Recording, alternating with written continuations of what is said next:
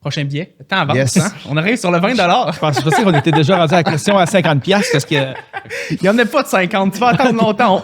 On saute de 20 à 100. Là. Oh, OK. Quand tu mets le pied dans une compétition académique, c'est quoi le plus gros sacrifice que tu fais? c'est du temps. C'est du temps. Ouais. C'est du temps, mais ce temps-là, Il est bien investi. il là. est bien investi. C'est parce que c'est du temps qu'ils vont avoir à mettre, en plus de leurs autres activités, peut-être une job sur le side et tout ça, les cours, mais c'est du temps à mettre. Mais c'est, comme tu mentionnais, c'est du temps bien investi. Puis c'est du temps qui va te permettre à te développer, puis d'aller chercher des skills, puis des éléments supplémentaires à ce que, bon, des fois, oui, on donne un petit peu dans les cours, mais ça va au-delà des cours, c'est vraiment du concret, du pratique.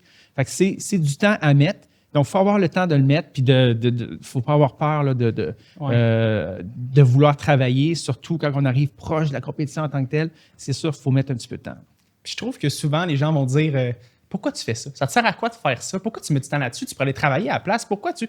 Moi, je me rappelle au cégep, j'ai commencé là, comme toi, là, sérieusement, mon secondaire, là, nobody, personne. J'arrive au cégep, puis je fais OK, là, je vais devenir une big shot parce que là, tabarouette, si je veux un emploi dans le domaine des affaires, il va falloir que j'ai un réseau, il va falloir que.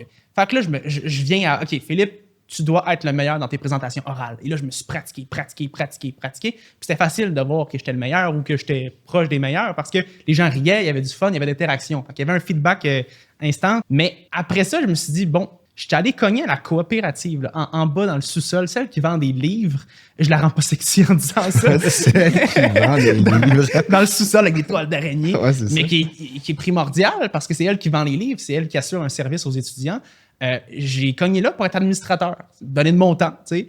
J'ai monté président et là, ça m'a fait apprendre incroyablement. Puis j'avais tellement d'amis qui me disaient, Philippe, pourquoi tu fais ça? Ça te sert à quoi? Va travailler. Mais tabarouette, il y a la Fédération des coopératives en milieu scolaire qui m'a vu en tant que président, qui a fait « Hey, ça te tente de partir en mission au Maroc? » Je fais « Ben oui. » Toutes dépenses payées, c'était écœurant. On est allé là-bas, on a découvert le Maroc, puis les coopératives. On était dans des salons, c'était incroyable.